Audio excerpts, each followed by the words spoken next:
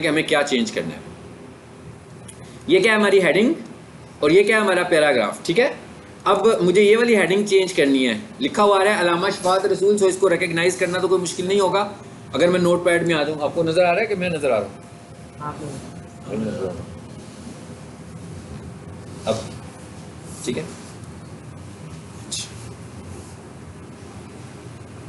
ये देखिए तो टाइटल आ रहा है ना, ये हम कर चुके हुए हैं, मेन पर ही टाइटल आ रहा है हमारे पास। मैं यहाँ पे क्लिक किया। अच्छा एक और चीज़ जरा समझ लें, जब आपने किसी चीज़ को ढूंढना है तो कैसे ढूंढना है? कंट्रोल है, बिल्कुल सही है। नहीं मैं कह रहा हूँ जब हमने किसी चीज़ को ढूंढना है, जैसे कोई चीज़ हमारी पीक सोल्यूशन में गुम हो जाए तो क्या ख्याल है, उसको सिर्फ इस कमरे में तो नहीं ढूंढेंगे ना, रिसेप्शन में भी जाकर ढूंढ सकते हैं, लाइब्रेरी में जाकर भी ढूंढ सकते हैं, लैब में जाकर भी ढूंढ सकते हैं। सेम इसी तरीके से जब आपने किसी चीज़ को ढूंढने लगेंगे तो आपने कोशिश करनी है कि आपका कर्सर हमेशा स्टार्ट पर आ जाए, इसलिए कि आप जिसे ढूंढ रहे हैं आपको नहीं पता कि वो किस जगह पर है।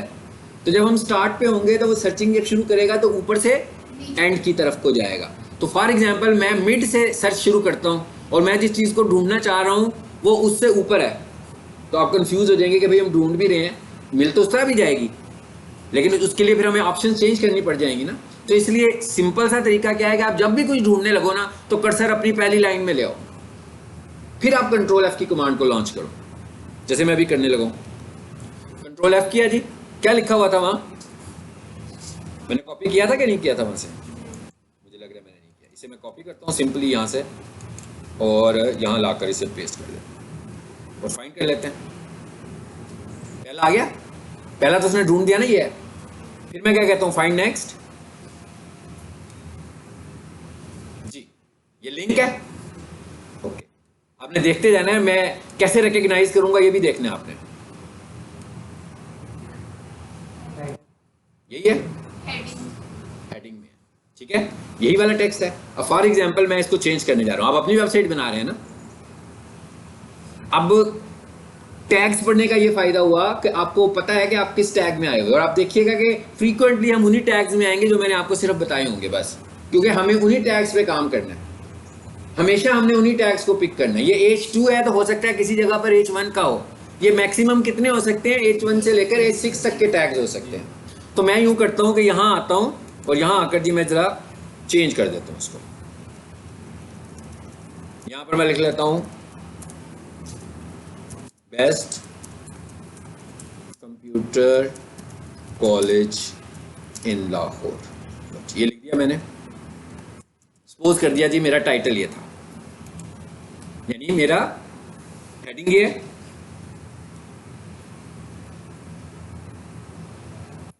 अच्छा यहां पर आप देख रहे हो क्लास लिखा हुआ है, ये मैंने आपको बताया था ना प्रीवियस क्लास में कि ये वेब डेवलपमेंट का पार्ट है। क्योंकि अगर आप देखो, मैंने जो आपको हेडिंग स्टाइल दिखाई थी, हमने टोटल 6 हेडिंग स्टाइल्स देखे थे।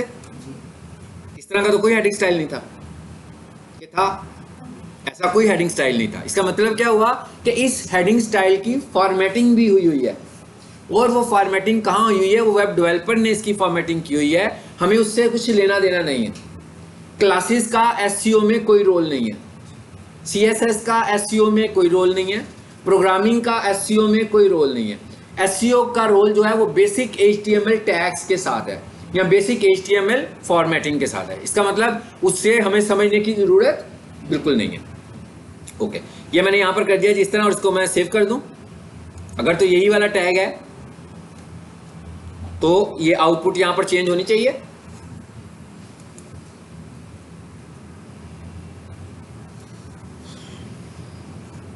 हो गया, चेंज हो गया ना। अब आप देखेंगे हम वेब डेवलपर नहीं है, मैं तो एसईओ एक्सपर्ट हूं ना, आप भी एसईओ एक्सपर्ट ही बन रहे हैं, तो हमें किसी डेवलपर की जरूरत नहीं पड़ रही है ये सारे काम करने के लिए। हम खुद ये काम कह रहे हैं कि हमें खुद ये काम आने चाहिए करने। अच्छा अब मैं यहां जरा चैट जीपीटी खोल दूं,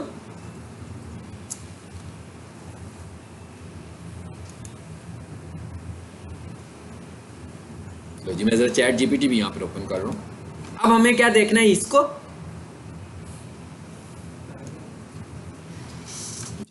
ये एक पैराग्राफ है, एक पैराग्राफ में चेंज करता हूं यहां से सिर्फ, और फिर तस्वीर की बात करेंगे।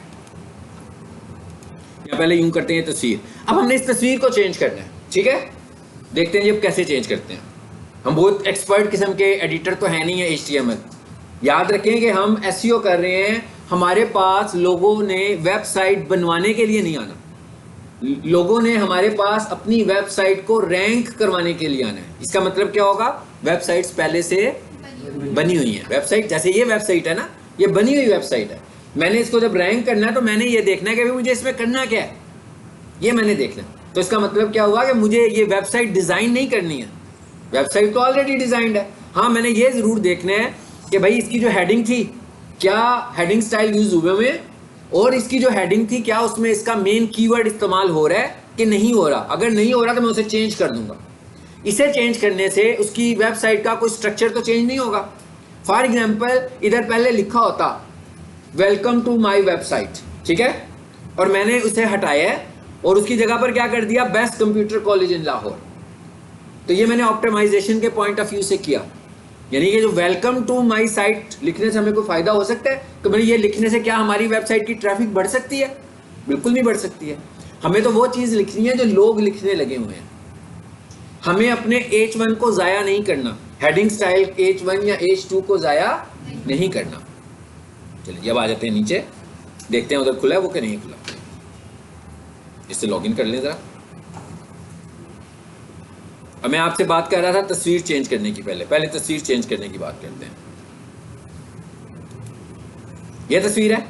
अब आपने देखना है कि इसका कितना सिंपल था, आपको मैं तरीका बताने लगा। वही वाला तरीका जो प्रीवियस क्लास में हमने देखा था। क्या तरीका था भाई, इस तस्वीर पे करते हैं राइट क्लिक। मुझे नहीं पता ये तस्वीर कौन सी है, अभी तक नहीं पता हमें ये तस्वीर कौन सी है। मेरे जब तक हमें इसके नाम का नहीं पता होगा हम कुछ कर तो नहीं सकते ना।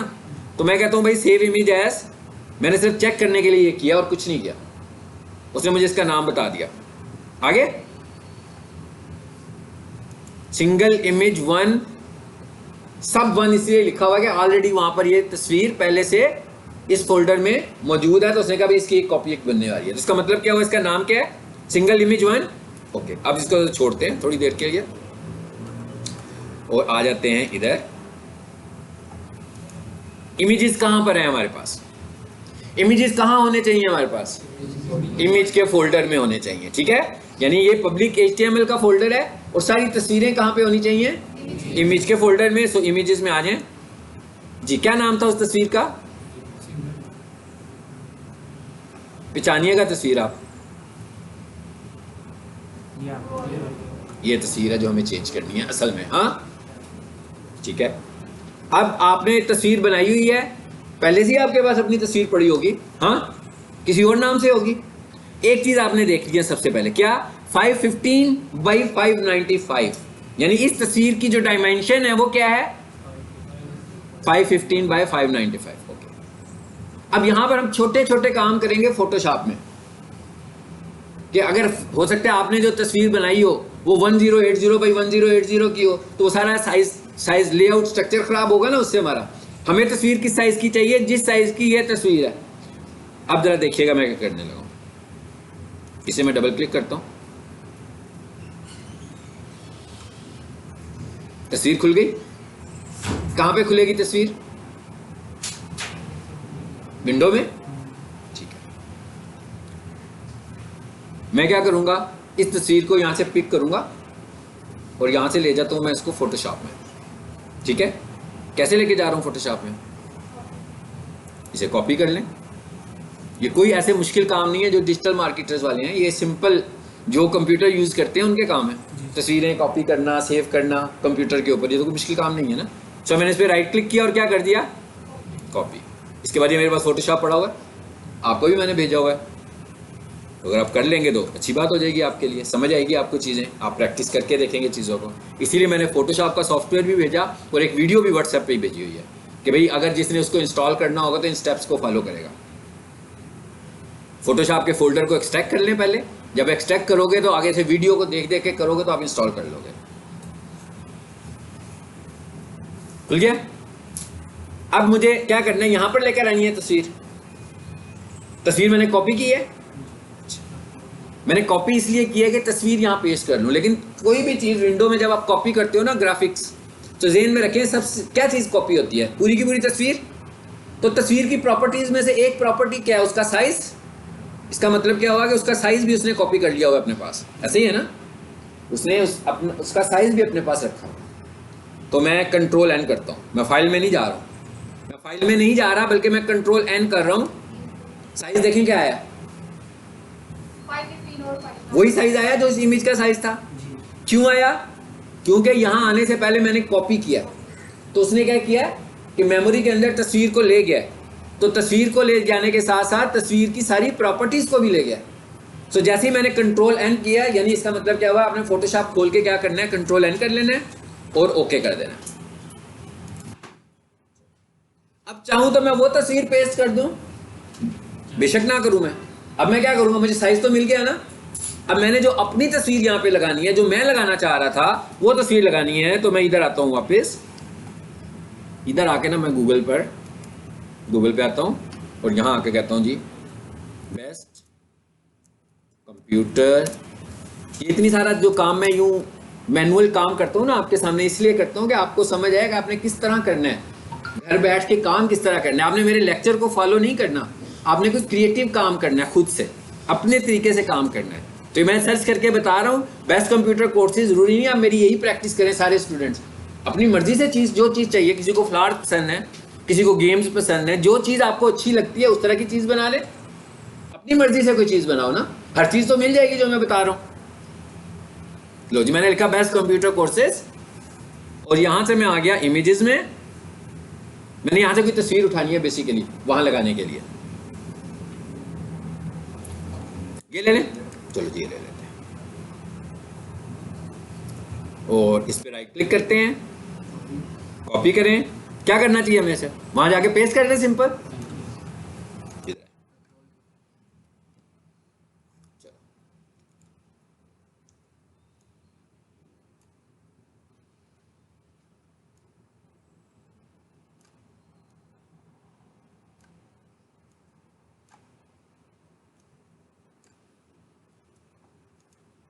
असल में तो यहाँ पर साइज वही होना चाहिए था ना जो हम बनाएंगे, यानी कि हमें साइज उसी तरह का ही बनाना है खुद से। अभी हम क्योंकि डिजाइनिंग नहीं जानते, इसलिए मैंने कहा कि हम लोग कोई चीज़ नेट से पिक कर लेते हैं। अदरवाइज हमें अपने साथ या तो डिजाइनिंग आनी चाहिए, कैनवा की मैंने बात की थी ना अभी आपसे, कैनवा में जाकर खुद से डिज़ाइन कर लें। मैं आपको भी एक आधे लेसन में कैनवा का लेसन दूंगा कि कैनवा को आपको डिजाइनिंग बिल्कुल नहीं आती है तो उस एक लेक्चर में आप डिजाइनिंग खुद कर लोगे, यानी आप खुद, आपके पास सिर्फ कैनवा का सॉफ्टवेयर होना चाहिए बस। चलिए जी, हम कहते हैं बन गई हमारी तस्वीर। अब हम ये कह रहे हैं कि इसी को मैंने वहां पे लगाना है। इसका मतलब क्या, वैसे सेव कर लूं, लेकिन मुझे सिर्फ क्या चीज मुझे कंसीडर करनी है कि इसका नाम, अगर मैं चाहता हूं ना कि मुझे कोडिंग में जाकर फंसना ना पड़े, जैसे प्रीवियस क्लास में हम कोडिंग में जाकर भी चेंजेस की थी ना, मैं कहता हूँ मैं कोडिंग में जाऊं ही ना, डायरेक्ट ही वेबसाइट को ठीक कर लूं, उसी के नाम के साथ उसको ओवरराइट कर दें ताकि आपको कोडिंग में जाकर कुछ भी ना करना पड़े। ठीक है, तो हम क्या करते हैं जी, फाइल में जाते हैं, सेव एज में जाते हैं। अब ये देखें, अब आप क्या सीख रहे हो, ये फोटोशॉप की एक कमांड सीख रहे हो। क्या कमांड सीख रहे हो कि भाई फोटोशॉप में इमेज कैसे सेव करते हैं, फोटोशॉप में इमेज कैसे सेव करते हैं। सेव एज में आए हैं, ये नीचे फॉर्मेट लिखा हुआ है, फॉर्मेट में आकर मैं कर देता हूँ PNG। मुझे अभी याद नहीं है कि उसका फॉर्मेट क्या था, जरा एक बार फिर करके देखें उनका क्या, उसका क्या फॉर्मेट था भला। राइट क्लिक करें, सेव इमेज एज, पता लग जाएगा इसका फॉर्मेट क्या था जी, इसका JPG। ओके, इसका मतलब क्या हुआ, वहां से JPG करेंगे, यहां से PNG नहीं करेंगे। हाँ, अगर मैं यहां से PNG करता हूं फिर मुझे कोडिंग में जाना पड़ेगा, और अगर वहां पर JPG लिखा हुआ है तो मुझे PNG करना पड़ेगा, जैसी मेरी फाइल है। हम चाहें तो, हमने सीखा ये है कि हम दोनों काम कर सकते हैं। ये काम जरा क्विक है, मतलब अगर आप इस तरीके से करोगे तो शायद आप जल्दी से वेबसाइट अपनी बना लो, कि आपको बार बार कोडिंग में शिफ्ट होने की जरूरत नहीं पड़ेगी। अभी SEO के लिए तो जाना ही जाना है, आर्ट एट्रीब्यूट बताना है ना इमेज का, उसके लिए तो हमें जाना ही पड़ेगा। इस तरह वेबसाइट को बनाने के लिए हमें वहां जाने की जरूरत नहीं पड़ेगी। JPEG लिखा हुआ है, लो आगे JPG। अब इसके लिए हमें कहाँ जाना है, कहाँ पड़ी है फाइल जी, इधर आ जाते हैं जी, आगे यहीं पर कहीं पड़ा हुआ था, ये इस फोल्डर को खोलें। ये तो मैंने अपनी लोकेशन पे रखा, आपने जहां भी रखी होगी वेबसाइट, वहां से आपने इमेजेस पे जाना है। इमेजेस नाम क्या था, सिंगल में S प्रेस करता हूं, सिंगल इमेज -1 सिंगल इमेज, ये वाली है। ओके, इसको चूज किया। अब क्या होने लगा, ये खत्म होने लगी है। तो इसके लिए अगर आपको फील होगा आप कुछ गलती कर सकते हैं, तो आपके पास एक्स वो जिप फोल्डर भी तो पड़ा होगा। तो जब जिप फोल्डर पड़ा होगा, अगर कुछ गलती हो जाए तो दोबारा से उसे एक्सट्रैक्ट कर लीजिएगा, ठीक है। और इसको मैं सेव का बटन प्रेस, इसका मतलब क्या है, कहता भाई ये फाइल तो पहले से मौजूद है, मैं कहता हूँ इसे ओवरराइट कर दो और ओके। ये इसका क्या साइज आ रहा है, छोटा, फाइन, 70 किलोबाइट्स इज फाइन। अब अगर तो कोई फॉर्मेट इशू नहीं हुआ होगा तो वहां से तस्वीर भी रिप्लेस हो गई होगी वेबसाइट से। हालांकि देखिए मैं वेबसाइट पे गया भी नहीं, सब कुछ मैंने क्या किया, उनके सोर्सेज को पकड़ रहा हूं और उन्हीं को मॉडिफाई करवा रहा हूं आपसे। चलिए आगे आ जाए, देखते हैं जरा क्या हुआ इधर।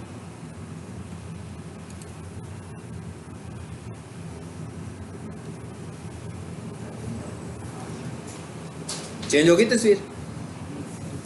अच्छा, अब मैंने सारी तस्वीरें नहीं चेंज करवानी। हाँ, इसका मतलब क्या हुआ कि इस वेबसाइट के ऊपर जितनी भी तस्वीरें हैं आप सारी चेंज कर सकते हैं, ठीक है।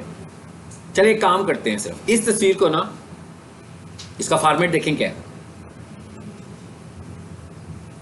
अब देखें फंस गए हम लोग, देखें जरा क्या क्या हुआ है, कहाँ फंसे हैं। अब टेक्निकल तरीके से हमने इस तस्वीर को ढूंढना है। यहाँ पर तो इमेज की ऑप्शन ही नहीं आ रही। नहीं, वो इमेज तो नहीं होगा ना।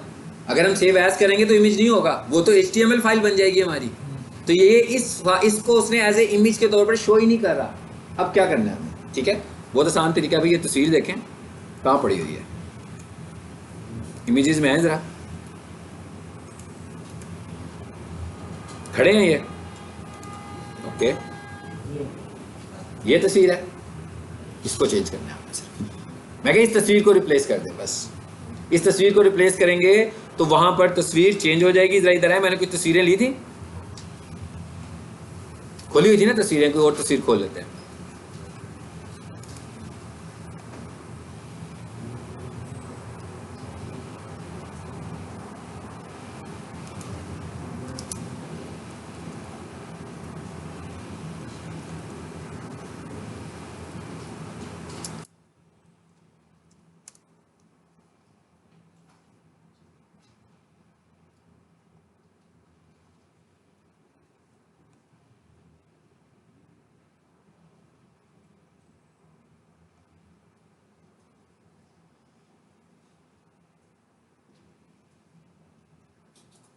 लंबाई के रुख में नहीं आई है। हाँ, ये कुछ लग रहा है मुझे। चलेंगे भी भाई साहब की तस्वीर ही लगा लेते हैं, उधर भी नहीं, ये तो छोटी है लेकिन, है ना। चलो यार, इसको लगा लेते हैं। अब इसको मैं करने लगा हूं सेव, देखिएगा अब मुझे क्या करना है। सेव इमेज एज, उसके फॉर्मेट क्या था पहले ये देख लें, उस तस्वीर की टाइप क्या थी और उसका नाम क्या था। जी, एक काम करते हैं, मैंने F2 की प्रेस किया। F2 की जो की होती है, अगर आप किसी फाइल पर या फोल्डर पर प्रेस करें तो ये रीनेम का शॉर्टकट होता है, ठीक है। तो आप देखें एडिट में आ गया ना वो फाइल का नाम, ये ऐसे आ रही थी ना पहले, तो पहले ऐसे थी ना ये, फिर मैंने F2 प्रेस किया, क्या हुआ, एडिट मोड में आ गए। इसे मैं कर लेता हूँ कॉपी, Ctrl+C, ताकि मुझे नाम भी ना लिखना पड़े वहां पे। और अब मैं इसकी टाइप देख लेता हूँ क्या है। वो कैसे पता लगेगी, मैं माउस इसके ऊपर रखूंगा तो मुझे खुद ही पता लग जाएगी इसकी टाइप क्या है। माउस रखेंगे इसके ऊपर, JPG, ओके। अब सेव कहाँ कर रहे थे हम इमेज, यहाँ पे।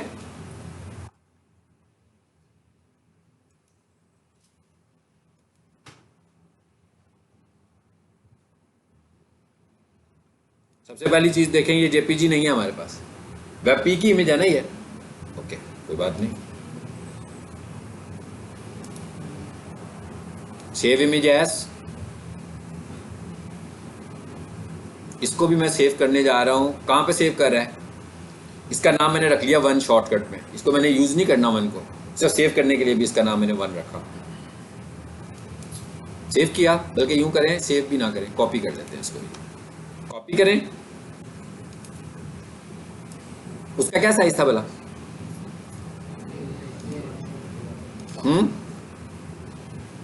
साइज था? 768 बाई 1024। ओके, क्या करें अब देखिएगा जरा, मैं क्या करने लगा हूं, फाइल न्यू, तो परेशानी वाली बात नहीं, ऐसे भी कर सकते हैं। हाँ, मैं इस तरह भी कर सकते हैं, कंट्रोल एन भी कर सकते हैं, कोई ऐसे नहीं है कि अब पहले मैंने वो किया था तो अब ये करने हैं आपने। हाँ जी, क्या साइज था बोलो? 768। आगे ये साइज आ गया। जब आपने नेट पे कुछ काम कर रहे हो तो 72 पिक्सल की बजाय आप 200 पिक्सल पे जाया करें, ठीक है? क्योंकि 72 पिक्सल की ग्राफिक्स इतनी अच्छी नहीं आएगी, रेजोल्यूशन इतनी अच्छी नहीं आएगी। मैंने इसे 200 कर दिया और ओके कर दिया, बन गया साइज। ओके, कॉपी क्या किया हुआ था हमने? बोला ये नहीं करना था कॉपी, ये कर दिया, किया हुआ है। वंस अगेन कर लेते हैं जी।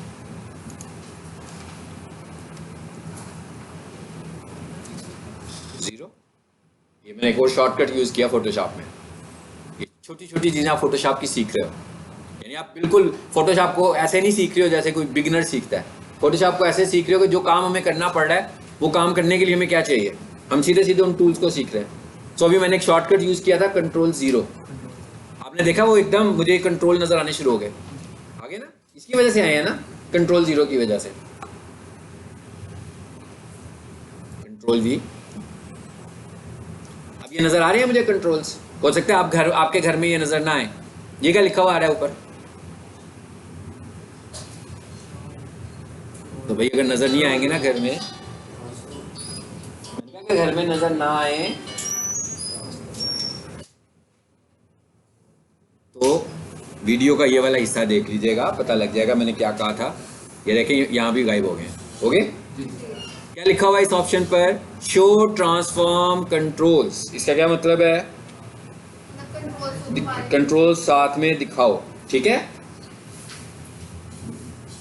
मैं इसे ऑफ करता हूं, ऑन करता हूं, पता लग गया। अगर ना आ रहे हो तो आपने इस ऑप्शन को ऑन कर लेना है।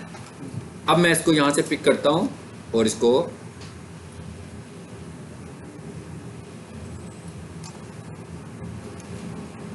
जैसी भी ये तस्वीर थी फिलहाल हम इसको यूज कर रहे हैं। चलो सपोज कर लें ये तस्वीर में वहां लगाना चाह रहा हूँ। कोई फोटोशॉप ज़्यादा नहीं बताया आपको, ज़्यादा से ज़्यादा हमने क्या सीखा? न्यू सीखा, सेव एज सीखा और सिर्फ कंट्रोल्स को देखा, बस और तो कुछ नहीं देखा। यानी हम फोटोशॉप में आकर कोई क्रिएटिव काम खुद नहीं कर रहे, बल्कि जिन चीज़ों को हमें चेंज करना था उन्हें मैं लेकर आ रहा हूँ और साथ साथ आपको कमांड्स बता रहा हूँ कि आपने कैसे उनको ठीक करना है।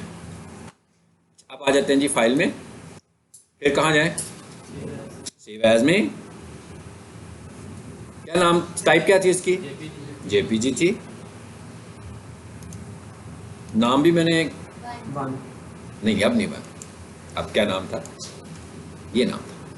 इसको ओवरराइट करना है ना, हमने वन को तो नहीं करना ना, वो वैसी कॉपी हमने एक्स्ट्रा कर लिया, किसे Ctrl+C कर लेते हैं। ऐसा काम भी जब मैं कर रहा हूँ तो आप देखें, मैं चाहूँ तो टाइप भी कर सकता हूँ ना। मैं क्यों टाइप नहीं कर रहा हूँ कि एरर ना आए, ये ना हो कि मैं टाइप करूँ कोई स्पेलिंग मिस्टेक हो जाए, गड़बड़ हो सकती है ना। तो ऐसी चीजों को कॉपी पेस्ट कर लेते होते हैं और यहां आकर मैं इसको पेस्ट कर देता हूँ, सिंपल। लोकेशन कौन सी थी? यही वाली थी कि कोई और थी? इमेजेस ही थी, इमेजेस ही थी। ये वाली फाइल रिप्लेस कर रहा हूँ ना असल में, तो इसको चूज किया मैंने और सेव। और फिर अब क्या होना चाहिए? उस तस्वीर को भी चेंज होना चाहिए।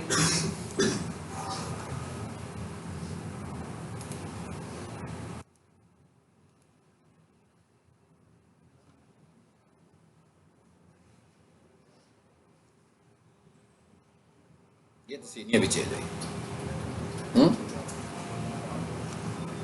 देखें क्यों नहीं हुई?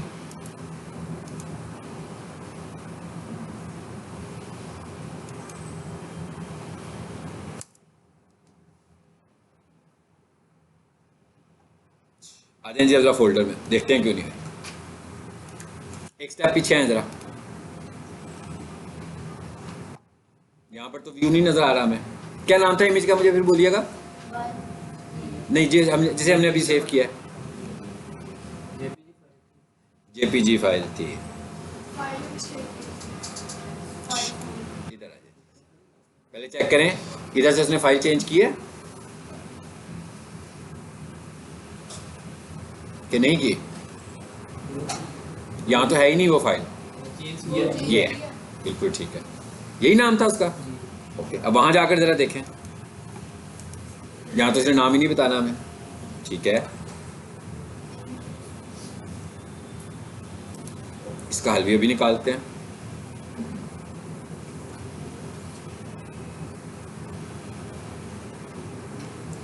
इधर आइए और इधर आ जाए, और देखिएगा वो एक तस्वीर हमें नजर आ रही है कहीं? यहाँ पर भी है, ठीक है। डिलीट कर दें इसको, मैंने इसको डिलीट ही कर दिया। सेम वही डायमेंशन थी ना इसकी भी।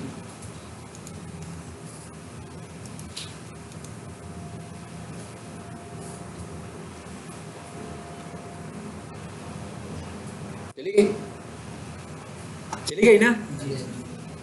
क्या पता लगा? यही वाली है, इसलिए मैंने डिलीट किया पहले आपको दिखाने के लिए। देखिए आप देख रहे हैं कि मैं कितनी सारी चीजें इंटेलेक्चुअल तरीके से करने लगा हूँ, मतलब वेब डेवलपर वाला काम कर रहे हैं ना हम। मैं आपको बिल्कुल उसी तरह सिखा रहा हूँ जैसे मेरे पास कोई प्रोजेक्ट आता है तो मैं उसको डील करता हूँ। अब क्या करें, उस तस्वीर को यहाँ पेस्ट कर दें। ओके, मतलब प्रोग्रामर ने जो किया हुआ है, एक इमेज उसने उस फोल्डर में रखा हुआ है सब। अब आ जाते हैं वापस, एक स्टेप पीछे हैं, तस्वीर को देखें और पेस्ट कर दें वहां। इसको कंट्रोल एक्स कर दें यहाँ से, और यहाँ था बीजी इमेजेस में था।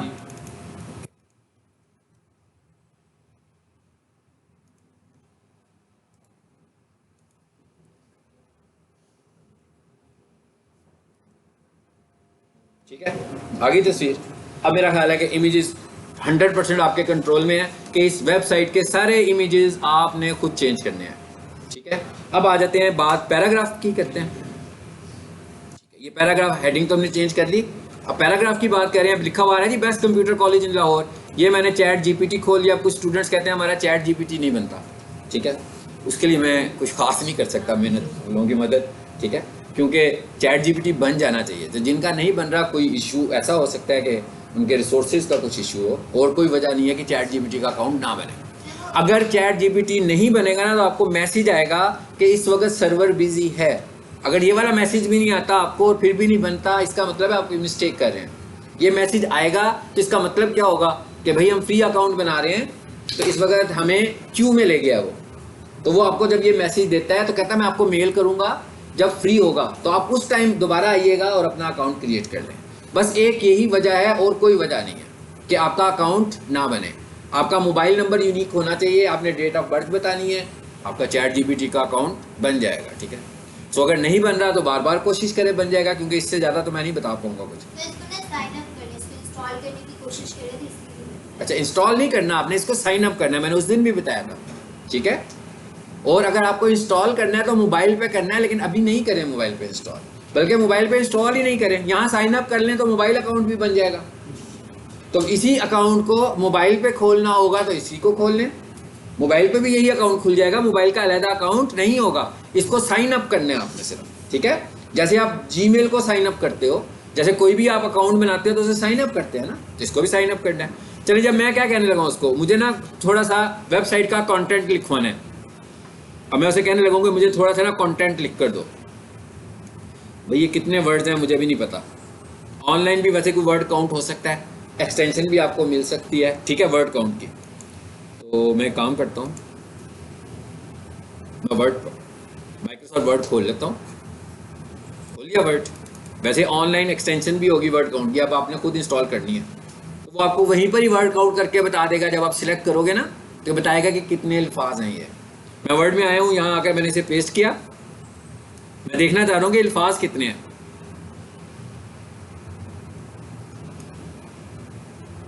जी, मैं कौन से टैब में आया हूँ? रिव्यू के टैब में आया हूँ। रिव्यू के टैब में वर्ड के अंदर, माइक्रोसॉफ्ट वर्ड के अंदर, अगर किसी के पास ऑफिस इंस्टॉल ना हो तो वो ये नहीं कर पाएगा। ठीक है, यहाँ तो वो वैसे ही काउंट कर ले, अंदाजा ले ले। यहाँ इंटरनेट से लिख लो word count Google Chrome extension, बस इंस्टॉल कर लीजिएगा, इसकी भी एक्सटेंशन आ जाएगी आपके पास। वर्ड काउंट पे क्लिक कीजिए, देखें जरा आगे। अगर तो आपके पास, वैसे आजकल तो ऑफिस सभी के पास होता है। हाँ, आगे कितने वर्ड्स हैं? 38। एक पैराग्राफ 38 वर्ड का बना हुआ है ना, मैं उसे कहने लगा हूँ कि भाई मुझे एक छोटा सा कंटेंट लिख कर दो अबाउट 35 वर्ड्स, ठीक है। पैराग्राफ डिफाइन, अपनी वेबसाइट का कंटेंट लिख रहा हूँ ना। अब आप समझ लो मैं कंटेंट लिखने पे आ गया हूँ, इसके लिए मुझे कंटेंट राइटर की जरूरत थी ना, तो चैट जीपीटी की वजह से अब ये काम मैं सारा इससे करवाने लगा हूँ। या मैं यूं भी कर सकता हूँ, इससे और आसान भी कर सकता हूँ, लेकिन वो उस वक्त करूंगा जब मैं किसी कंप्यूटर कॉलेज की वेबसाइट लूँ, यानी उसका मैं ये पूरा पैराग्राफ पिक करूँ और उसे मैं कहूँगा भाई इसको रीराइट कर दो, तो वो क्या करेगा, मुझे नए सिरे से उसको लिखकर दे देगा, जिसपे कॉपीराइट नहीं होगा, नया टेक्स्ट होगा वो। लेकिन ये तो कंटेंट कुछ और है, मैं जो लिखवाना चाह रहा हूँ वो कंटेंट कुछ और है, तो इसलिए मैं वहां पर लिखता हूँ।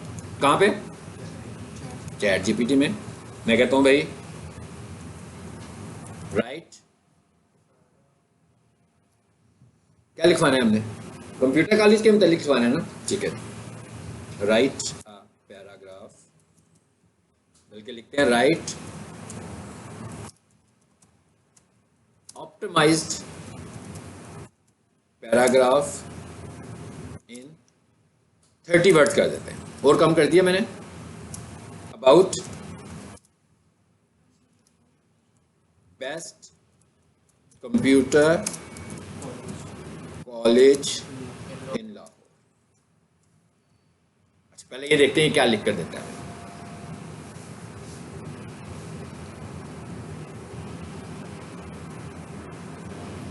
आ गया कुछ लिखा हुआ, छोटा सा एक पैराग्राफ आ गया पहला, कि Lahore top computer college known for its excellence offer the best education, एक पैराग्राफ बन गया हमारे पास। ओके, अब मैं इसे कहता हूं रीराइट इट अगेन।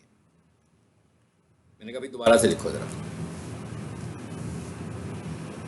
नेवल आ गया, मतलब पूरे का पूरा कंटेंट हम लिखवा सकते हैं जो हमें चाहिए होगा। फिर मैं कहता हूं right an introduction of best computer college in Lahore about 3 paragraphs. अब मैं क्या कह दिया उसको, 3 पैराग्राफ्स में मुझे लिख कर दो। एक आ गया, दूसरा भी आ गया। अब मुझे थोड़ा सा इसे ऑप्टिमाइज करना होगा, जैसे क्या क्या उसने पहले हमें देखना है कि क्या ये मुझसे रेलिवेंट आया है कुछ, अगर इरेलीवेंट होगा तो मैं उसे दोबारा लिखवा लूंगा, क्योंकि इस दफ़ा मैंने उसे 3 पैराग्राफ लिखने को दिए हैं, तो वो थोड़ा सा कुछ ऐसा डाटा हो सकता है जो इरेलीवेंसी बन जाए उसमें। मैंने सिर्फ आपको दिखाया कि हमें इकट्ठा कैसे लिखवाना है, ठीक है। फिर ऊपर आए जरा, क्या लिखा था मैंने, एन इंट्रोडक्शन, ठीक है। चलिए अभी फिलहाल हम एक काम करते हैं, हम इसको पकड़ लेते हैं पहले वाले को, कंट्रोल सी किया मैंने, और इसको लेकर मैं आ गया कहाँ पे, नोटपैड में ले आऊं। कहाँ से शुरू किया था मैंने पैराग्राफ लिखना, ये जी हमारा पहला पैराग्राफ चल रहा है जो उधर है। मैं इस सारे को कर देता हूँ डिलीट, पी का टैग लगा हुआ है।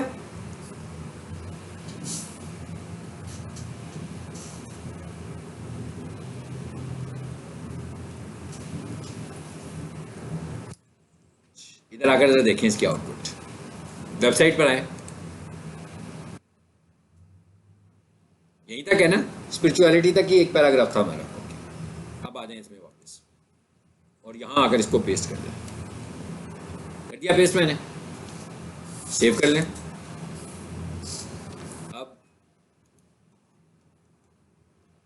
उधर मैंने सेव की थी शायद, हाँ सेव का बटन प्रेस कर दिया हुआ हमने, और उसको रिफ्रेश कर दिया। भाई वेबसाइट बनाते हुए यही इश्यूज है ना आपके, कि कंटेंट कैसे लिखना है, हम लोगों ने लिखा गया, पहले वाला कंटेंट लिखा गया। फॉर एग्जाम्पल जो कि अभी हमने डिस्कस नहीं किया, जिसे हमने आगे जाकर डिस्कस करना है, कीवर्ड्स को, ठीक है। सो हम कहते हैं Lahore top computer college known for its excellence offers the best, हाँ आगे क्या लिखा हुआ है, education and cutting edge technology programmes. मैं ना इसको अपने कीवर्ड में ले आता हूँ, और मैं कहता हूँ, मैं कहना ये चाह रहा हूँ, ऑफर्स द बेस्ट कंप्यूटर या लिख देता हूँ professional computer courses in Lahore. ठीक है, मेरा कीवर्ड आ गया बीच में। चलो इधर आते हैं, अब इसको चेंज करते हैं। कहाँ से चेंज करने को मैं कह रहा हूँ, वहीं से पिक कर लेते हैं।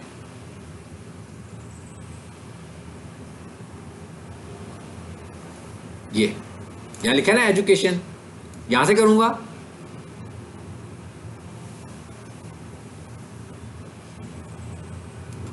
यहां से मैं इसको चेंज करने लगूंगा और यहां पर असल में मैं लेकर आ रहा हूं अपना keyword best computer courses in Lahore. अब ये मेरा कीवर्ड है। अब मैंने क्या किया था, कीवर्ड को कहां कहां यूज करने को कहा था, टाइटल में, फिर मैंने कहा था हेडिंग में, किया हमने। अब मैंने तीसरे नंबर पे कह रहा हूं कि भाई पैराग्राफ के अंदर भी आपने अपने कीवर्ड को लेकर आना है। अब आपने एक और चीज याद रखनी है कि गूगल रिकमेंड करता है कि आपका कीवर्ड आपकी वेबसाइट के कंटेंट में बिटवीन 2 to 3% होना चाहिए, इससे ज्यादा नहीं होना चाहिए। यानी कि वो रिकमेंड करता है 2% इज इनफ। इसका मतलब क्या हुआ कि अगर आपकी वेबसाइट पर 100 वर्ड्स हैं फॉर एग्जांपल, तो 2% लिखने को कह रहा है ना कीवर्ड्स, तो 100 वर्ड्स में कितने कीवर्ड्स होने चाहिए, ट्वाइस आप कीवर्ड्स का इस्तेमाल कर सकते हैं बस। यानी हम तो कह रहे हैं भाई कीवर्ड नहीं तो हमारी वेबसाइट को रैंक करना है, तो गूगल हमें ये कहता है कि भाई इसकी स्टफिंग भी नहीं करनी है। ये नहीं है कि आप बार बार कीवर्ड लगाते जाएंगे, वो भी गलत है। तो कहते हैं आपने अपने अब मिसाल के तौर पर कंटेंट 100 का तो नहीं होगा ना, मिनिमम हमारा जो कंटेंट होगा वो 800 वर्ड्स का होना चाहिए एक वेबसाइट के ऊपर। तो इसका 2% आप निकाल लें। मैक्सिमम आप 1500 वर्ड्स का कंटेंट लिख सकते हैं, तो आप इसका 2% निकाल लें, 3% तक निकाल लें। यानी इतना हम कंटेंट में अपने कीवर्ड का इस्तेमाल कर सकते हैं। अब मैं जरा और क्या बताना है कीवर्ड में हमने, ये देखिए जरा, यहां से शुरू है जी बेस्ट, यहां से पहले इतने को सेव करें और इसकी आउटपुट देखें।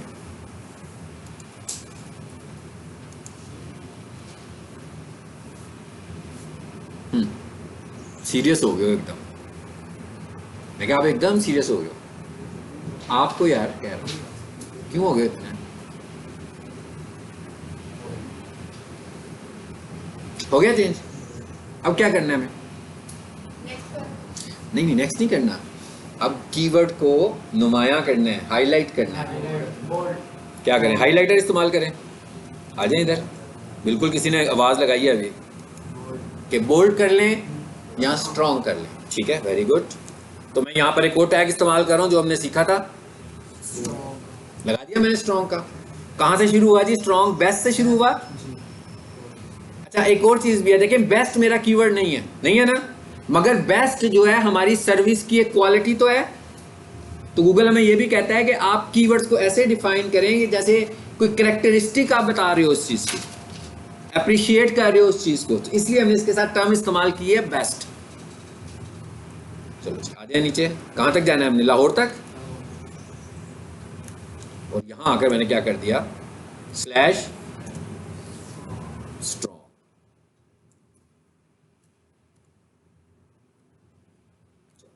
लग गया, सेव करें।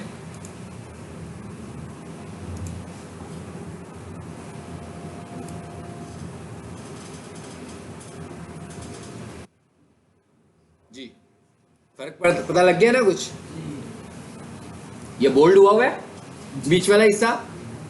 अब ये जो बोल्ड हमने किया है बेसिकली ये विजिटर के लिए इतनी ज़रूरत नहीं है हमारी, ये जितनी गूगल के क्राउलर के लिए ज़रूरत है, जिसने हमारी वेबसाइट को रैंक करना है, हम उसको बता रहे हैं। देखिए हमने उसको कहाँ से बताना शुरू किया, मैंने यहाँ पे अभी आज चेंज नहीं किया, प्रीवियस क्लास में हमने यहाँ से शुरू की थी बात कि भाई टाइटल में कीवर्ड लिखो पहले इस जगह पे, नंबर 1। नंबर 2 मैंने क्या कहा था, हेडिंग में कीवर्ड लगाओ। फिर मैंने क्या कहा कि आपके पैराग्राफ के अंदर भी कीवर्ड होना चाहिए, लेकिन ये जो बॉडी वाला पार्ट है, ये जो बॉडी वाला पार्ट है, ये सारा आपका कंटेंट है, ये सारा आपकी वेबसाइट का कंटेंट है। तो वो कहता है कि यहाँ पर आपकी कीवर्ड मैक्सिमम बिटवीन 2 to 3% होना चाहिए। इससे ज़्यादा होगा तो भी गूगल आपको पसंद नहीं करेगा, डिनाई कर देगा आपको रैंक नहीं करेगा। इसका मतलब क्या होगा कि हम ओवर एफिशिएंसी दिखा रहे हैं, हम उसके स्टैंडर्ड्स को फॉलो नहीं कर रहे, तो उस पर भी वो हमें कुछ नहीं दिखाएगा। ठीक है, चलो अब मेरा ख्याल है कि काफ़ी हद तक हमने वेबसाइट को समझ लिया। ये जो बना हुआ है यहाँ पर कोई एसईओ नहीं है, ये जानते हैं आप, ये तो एक फॉर्म है, ये तस्वीरें चेंज हो जाएंगी, ये टेक्स्ट चेंज हो जाएंगे, ये क्या चीज़ आ रहा है, प्ले नाउ, लिंक हाइपरलिंक लगा हुआ है। चलें एक हाइपरलिंक भी चेंज करके देख लेते हैं कि हाइपरलिंक कैसे चेंज होने हैं। अब लाजमी बात है कि जो चीज़ हम देख रहे हैं इसके हाइपरलिंक्स तो इस वक्त बने होंगे इसी के हिसाब से। तो जब आप अपनी वेबसाइट बनाओगे तो आपको अपने हाइपरलिंक्स बनाने हैं। फॉर एग्जांपल यहाँ पर आपने अपनी तस्वीर लगाई है तो इसको तो इसलिए बनाया हुआ है कि भाई यहाँ से वो यूट्यूब पर चले जाए इनकी वीडियो देखने के लिए। आपको जो आप हाइपरलिंक्स बनाओगे आपका जो भी बिहेवियर आपने डिसाइड किया होगा वही करेंगे। तो अब हम ये कह रहे हैं कि भाई ये जो वॉच नाउ वाला बटन है ना, अच्छा एक तो अगर हम चाहें कि यहाँ पर भी कीवर्ड ले आए तो और अच्छी बात हो जाएगी, लिंक पे भी कीवर्ड लगाया जाए तो अच्छी बात होती है। सो वॉच नाउ को ढूंढना है मैंने, अब क्या करूँ, कंट्रोल F और यहाँ लिख देते हैं हम जी वॉच। आ गया, ये देखिए यूट्यूब पे लेके जा रहा हूँ ना मैं इसको। अब आपको समझ में आ गया ये कैसे लगा हुआ है। लिंक्स जितने भी होंगे ऐसे आ जाएंगे आपके पास। और ये देखिए पूरे का पूरा कैसे कवर किया हुआ है हमने। H5 इसका मतलब क्या हुआ, इसके ऊपर H6 नहीं होना चाहिए, इसके ऊपर H4 होना चाहिए। यही स्ट्रक्चर था ना इसका। एक चीज तो ये होगी। उसके बाद href, अब आप बता रहे हैं कि कहां पर होगा क्या होगा, लिंक आपने बताना है इसको, और यहां से वॉच नाउ का बटन आपने लगा दिया। इस तरह आपने जितने भी लिंक्स लगे होंगे आप जो चेंज करना चाह रहे होंगे अपनी मुनासिबत से उनको चेंज करते जाना। तो इसका मतलब ये भी वाला पार्ट भी आपका हो गया। अगर फॉर एग्जांपल इनिशियली आपके पास कुछ ना हो किसी जगह मूव करने को तो क्या करेंगे, कौन बताएगा, मैंने बताया हुआ ये भी, शाबाश। हैश टैग नहीं, hash only hash. Hash tag की जो टर्म हम इस्तेमाल करते हैं वो हम करते हैं इंस्टाग्राम पर, यूट्यूब पर, फेसबुक पर, ठीक है। यहाँ पर ये हैश एज ए करेक्टर हम यूज करने लगे हैं। यहाँ पर आपने हैश का करेक्टर यूज करना है। इसका क्या मतलब है कि फॉलो करने के लिए इसके पास कुछ नहीं है मगर इसे लिंक होना चाहिए। हम बना भी रहे हैं इसको लिंक मगर इसके पास फॉलो करने के लिए कोई चीज नहीं है, तो हैश लगा दिया। एसईओ के पॉइंट ऑफ व्यू से जब आप किसी वेबसाइट को लाइव करें तो गूगल ये भी नहीं पसंद करता कि आपने हैश के साथ हाइपरलिंक्स बनाए। क्यों, कोई बंदा तो समझेगा ना ये लिंक है, तो जब उस पर क्लिक करेगा तो कहीं पर भी नहीं जाएगा, उसी जगह पर ही रह जाएगा। तो इसका मतलब कि किसी ना किसी तरीके से आप यूजर को फिर डी ट्रैक कर रहे हैं कि वो लिंक समझ रहा है मगर लिंक है नहीं। तो जब आपकी फाइनल वेबसाइट लाइव हो तो आपको ये चेक करना है इसमें हैशेस नहीं होने चाहिए, क्योंकि ये हैशेस तो हम उस वक्त तक लगा रहे हैं जब तक हमने डिसाइड नहीं किया कि लिंक कौन सा होगा। जब हम फाइनली वेबसाइट को लॉन्च कर देंगे तो फिर तो हमें डिसाइडेड होना चाहिए ना कि भाई क्या क्या चीजें हैं। चलो अब आ जाते हैं आगे वापस फिर। और क्या रह गया जी इसमें, जरा आज मैं सोच रहा हूं इसे खत्म कर दें इस पार्ट को। ये सब चेंज कर सकते हो ना आप लोग, स्टाइल को चेंज करने की जरूरत नहीं है। ये आखिरी चीज एक और चेंज कर लेते हैं, वो क्या है, गूगल मैप। ठीक है, यहां पर कोई वीडियो तो नहीं है ऊपर, देखो अगर है तो फिर पहले उसे चेंज करते हैं। कोई नहीं है, नो डायरेक्ट वीडियो ये लगी हुई है। वीडियो और गूगल मैप ये कौन से टैग से लगे हुए हैं, वीडियो और गूगल मैप कौन से टैग से लगे। इस टैग को हमने डिस्कस नहीं किया, इसको मैं अभी आपसे डिस्कस करने लगा हूं। और ये टैग है आई फ्रेम का टैग। क्या नाम है जी टैग का, आई फ्रेम।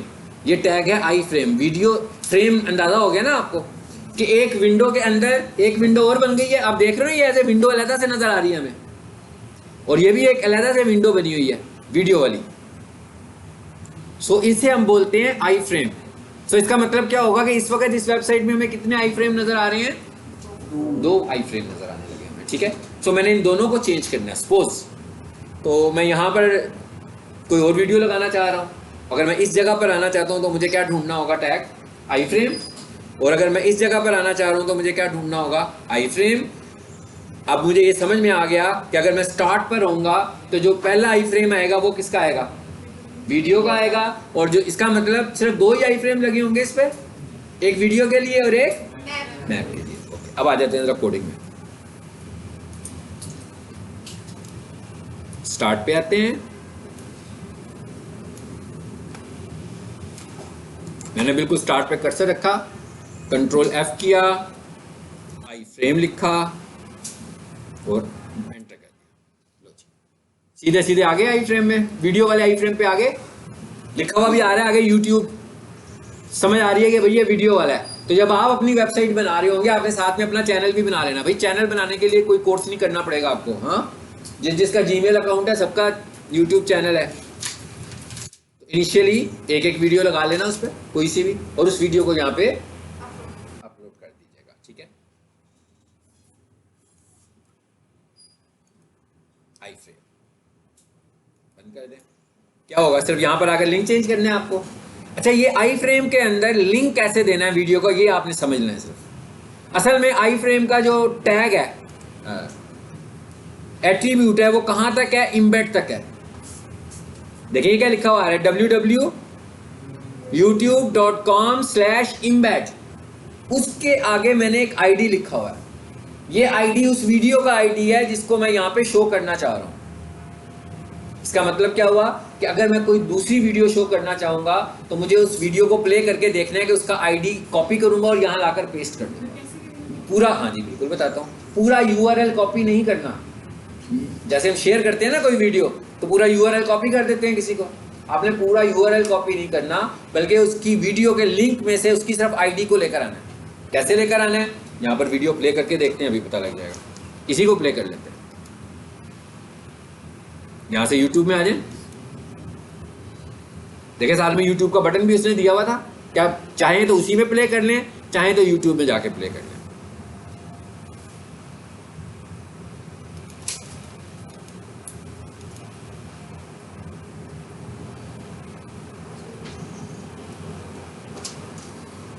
इधर से नहीं करते, ये बड़ा कॉम्प्लेक्स किया हुआ इसने। हम इनके चैनल पर जाते हैं। अगर इस वीडियो को मैं थोड़ी देर और चलाता ना, इस पर कॉपीराइट स्ट्राइक आ जाना था हमारी वीडियो के ऊपर, क्योंकि किसी और की आवाज है ना। ये जी, यहां से मैं कोई वीडियो प्ले करता हूं,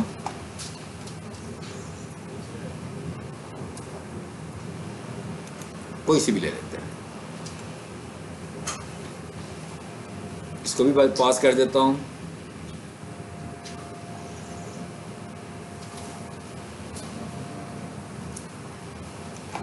आईडी कहां पर होता है ये देखें,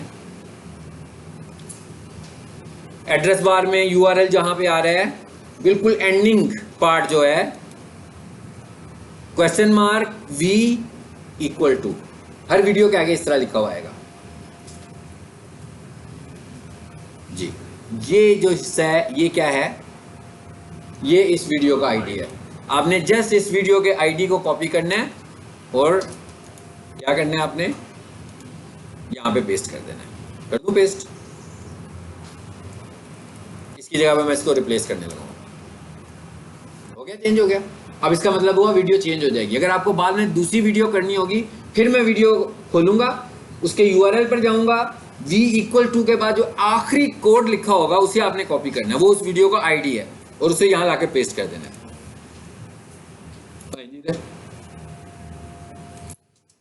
इसे जरा बंद कर दें, रीलोड करें।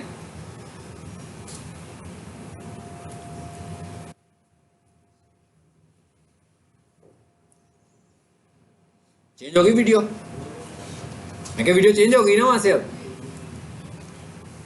जी समझ में आ गया।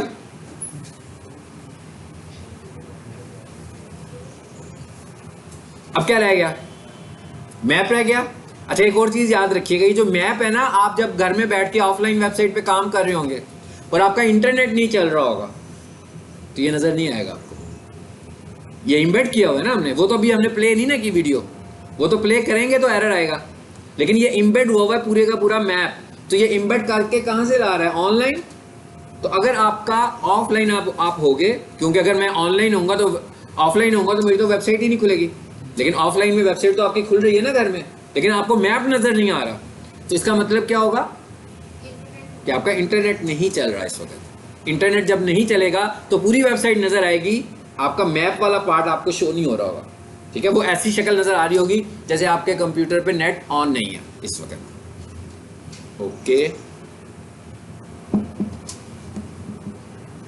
क्या करें अब, ये देखें ये कैसे लगा हुआ इम्बेड। आ जाए कोड में, इसके नीचे ही है ना, कंट्रोल F करें और एक और आई फ्रेम को ढूंढ लें। ये भी वीडियो वाला है, फाइंड नेक्स्ट, फिर फाइंड नेक्स्ट, आगे। अब ये आई फ्रेम आएगा कैसे? मिसाल के तौर पर मैं जो वेबसाइट बना रहा हूँ वो पीक सोल्यूशन की वेबसाइट बना रहा हूँ, तो इसका मतलब क्या हुआ कि पीक सोल्यूशन वालों की लोकेशन आनी चाहिए ना। अगर मैं वेबसाइट बना रहा हूँ पिज़्ज़ा हट की बना रहा हूँ, तो फिर लोकेशन किसकी आनी चाहिए? इसका मतलब क्या हुआ, ये तो डिफरेंट होगी हर दफ़ा। मैं जब भी वेबसाइट बनाऊंगा ये तो मुझे किसी की लोकेशन को ही पिक करना है, और उसकी लोकेशन होनी भी चाहिए। अगर उसने अपनी लोकेशन ही नहीं अभी तक बनाई तो मैं यहाँ पर ऐड तो नहीं कर सकता लोकेशन उसकी। यहाँ पर तो फिर एड्रेस ही आएगा, सिर्फ कोई सा भी स्टैंडर्ड एड्रेस। लेकिन लोकेशन लाने के लिए ज़रूरी क्या है, उसकी लोकेशन होनी चाहिए। अब उसकी लोकेशन का कोड लेकर आना है आपको, ऐसे ही है ना, उसकी लोकेशन का कोड लाकर आपने वेबसाइट पे ऐड करना है। तो इसको ज़रा समझ लें कैसे लेके आना है। मैं वापस आता हूँ इधर, और आपने इधर से चले जाना है गूगल मैप पर। गूगल मैप खोल लिया, गूगल मैप। यहाँ से मैं इस पर क्लिक करता हूँ,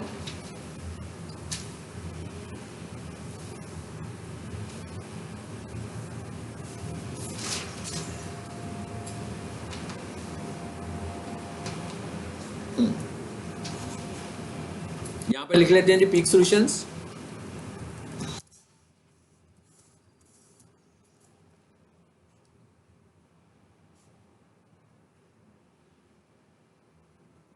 तो इसी में फिलहाल पिक कर लेते हैं हम।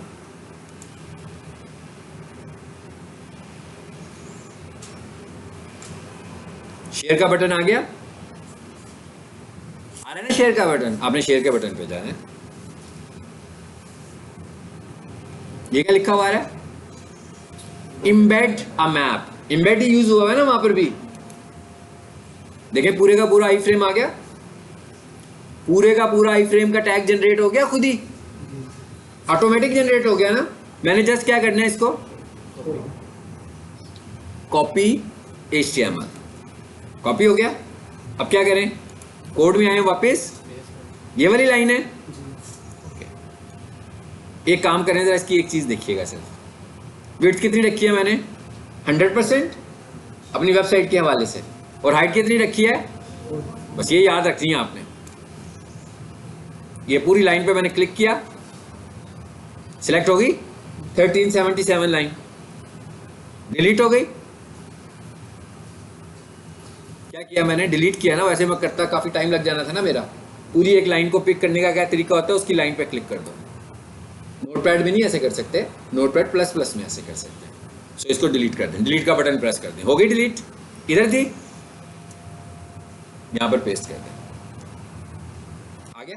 कॉपी किया हुआ था ना मैंने, पेस्ट कर दिया। अब आए जरा इधर, विड्थ हाइट देखें कितनी है, कितनी थी 100। यहाँ पर कितनी थी विड्थ में? 100% थी। ये क्या है? ये 1600 पिक्सल है। अबाउट सेम होंगे वैसे ही है। चलिए हम 100% कर देते हैं। ऐसे लिखा हुआ था, ऐसे लिखा था भाई। मैं आप लोगों से पूछ रहा हूँ, बता नहीं रहा हूँ। यहाँ क्या था? पिक्सल। आप लोगों को भी उतना ही पता है जितना मुझे पता है ना। यही लिखा हुआ था भाई, यही था। ओके, इसका मतलब क्या हुआ? वेबसाइट का मैप भी चेंज हो जाना चाहिए।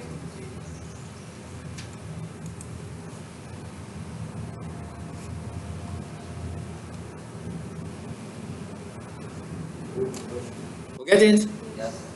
पूरी की पूरी वेबसाइट का होम पेज बन गया। आप लोगों ने एक किस्म का अपना होम पेज डिजाइन कर लिया। और हमारी पहला टास्क ही है कि हमने अपना होम पेज डिजाइन करना है। फिर हम SEO पढ़नी शुरू करेंगे ताकि आप उसके ऊपर उसे इंप्लीमेंट करना शुरू कर दें। आपने बाकी के पेजेस को भी डिजाइन करना है, लेकिन पहले मरहले में, और आपने देख लिया कि मैंने खड़े खड़े कर दिया ना ये काम, 1 घंटे में हो गया, तो आपके 3 घंटे लग जाएंगे या 2 घंटे लग जाएंगे? 2 से 3 घंटे में आपको इसे तैयार कर लेना चाहिए। तो आप 2 दिनों में कर लें या एक ही दिन में 3 घंटे लगा के कर लें। क्योंकि अगर आप इसको डिले करेंगे तो जो आगे आपने पढ़ना है उसको इम्प्लीमेंट कैसे करेंगे? उससे तो आप इम्प्लीमेंट नहीं कर पाएंगे। सो इसको डिले ना करें। मैं ये चाहता हूँ कि हर कोई अलग-अलग करे। आपने अगर किसी ने मिल के करना हो तो कोई बात नहीं, 2 बंदे एक ही चीज़ कर लें, मुझे दिखा दीजिएगा, मैं चेक कर लूँगा दोनों ने किया। क्योंकि जब हम एक से ज़्यादा बंदों को साथ अटैच करेंगे ना, तो एक बंदा काम करेगा, एक बंदा उसे आइसक्रीम खिलाएगा। ना। सो अलहदा अलहदा करें ताकि हर कोई अपनी अपनी आइसक्रीम खाए, ठीक है। ये जी हमारा हो गया है कंप्लीट। अब ये टॉपिक क्या था हमारा, असल में हमारा टॉपिक था एसईओ, सर्च इंजन ऑप्टिमाइजेशन। मैंने अभी तक शुरू नहीं किया था, वो इसलिए नहीं किया था कि भाई एसईओ तो अप्लाई होनी है वेबसाइट के ऊपर। तो जब आपके पास कोई वेबसाइट ही नहीं होगी तो आप एसईओ मुझसे पढ़ते जाएंगे तो वो तो ऐसे ही है ना, बस एक क्लासरूम सेशन ही होगा। रियल लाइफ में तो उसको आप इम्प्लीमेंट नहीं कर पाएंगे अपने। सो रियल लाइफ में इम्प्लीमेंट करवाने के लिए मैंने ये कहा है आपको कि इसको रियल लाइफ पे इम्प्लीमेंट करें। उसके लिए मैं आपको ये कहने लगा हूँ कि आपने अपनी वेबसाइट बनानी है और जो दिल करता है, जिसका जो टॉपिक बनता है वो बनाए। और उसके बाद अगर वो चाहे उसे लाइव करना तो आप सब स्टूडेंट्स मिलकर खुद से कोई डोमेन होस्टिंग और डोमेन भी बाय कर सकते हो। ये कैसे करेंगे, अगला लेक्चर जब मैं शुरू करूंगा तो डोमेन और डोमेन होस्टिंग इसका कॉन्सेप्ट आपको दूंगा कि ये क्या है। देखिए ना, वेबसाइट को लाइव करना है तो लाइव करने के लिए कोई स्पेस तो चाहिए ना।